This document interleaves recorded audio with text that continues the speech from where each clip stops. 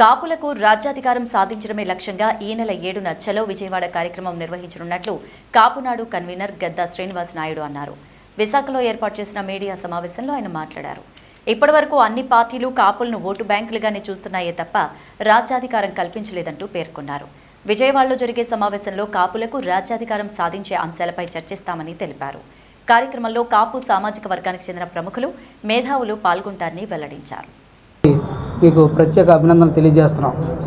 ఈరోజు రాష్ట్రంలో కాపుల వైపు అన్ని రాజకీయ పార్టీలు చూస్తున్నాయి. కాపులు మాకు రాజ్యాధికారం కావాలని ఉద్యమాలు, ఆందోళనలు, ధర్నాలు అనేక సందర్భాలు గత 40 సంవత్సరాలుగా చేస్తూనే ఉన్నాయి. గత 60 సంవత్సరాలుగా 2 పార్టీలు 2 కులాలు, 15 సంవత్సరాలు ఒక పార్టీ ఒక కులం, 45 సంవత్సరాలు ఒక పార్టీ ఒక కులం రాజ్యాధికారం చేస్తూ ఎన్నికలు వచ్చేటప్పటికి మాయ చేసి మారేడుకాయ పూసి కాపులను అన్యాయం చేస్తున్నాయి. ఈ రాష్ట్రంలో ముఖ్యంగా ఉత్తరాంధ్ర ప్రాంతంలో కాపు నాయకులుగా ఉన్నవాళ్ళు వాళ్ళకి సీట్లు వస్తే కాపులకు న్యాయం జరిగినట్టు, వాళ్ళకి సీట్లు రాకపోతే కాపులకు అన్యాయం జరిగినట్టు చేస్తున్నారు. కాపు నాయకులుగా ఉన్న 3 ముక్కలాటలు ఆడుతున్నారు.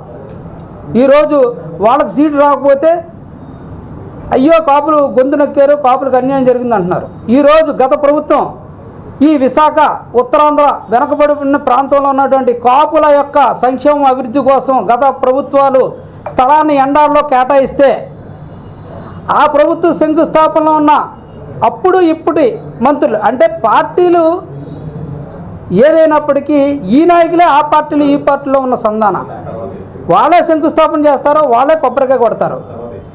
ఇదే స్థలాన్ని ఈ ప్రభుత్వం దోసేస్తే, దగా చేసి వేరే వాళ్ళకి కేటాయిస్తే అదే గతంలో ప్రజాప్రతినిధిగా ఉన్న వ్యక్తి ఈరోజు మంత్రిగా శంకుస్థాపన చేయడం జరిగింది.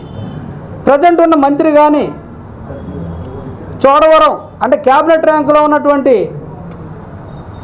ఎమ్మెల్యే కానీ, మాజీ మంత్రి కానీ, ప్రజెంట్ మంత్రి కానీ కాపులకు అన్యాయం చేస్తే ఈ ప్రభుత్వాలు చోద్యం చూస్తున్నాయి. మేము ముఖ్యంగా డిమాండ్ చేసేది ఏంటంటే కాపులు రాజ్యాధికారం కోసం చూస్తున్నారు. ఈ పార్టీలు, ఈ ప్రభుత్వాలు తర్జన చేసి మార్పులు చేర్పులు చేసి అదిగో ఇదిగో అని చివరికి ఎన్నికలు వచ్చేసినప్పుడు కాపులకు అన్యాయం చేయాలని చూస్తే గతంలో కాదు, ఈసారి తగిన మూల్యం చెల్లించక తప్పదు. సమైక్యాంధ్ర ఉద్యమం, రాష్ట్ర విభజన జరగాలి, కాపులకు రాజ్యాధికారం కావాలని కాపులు ప్రయత్నం చేస్తే కాపులకు తీవ్ర ద్రోహం జరిగింది.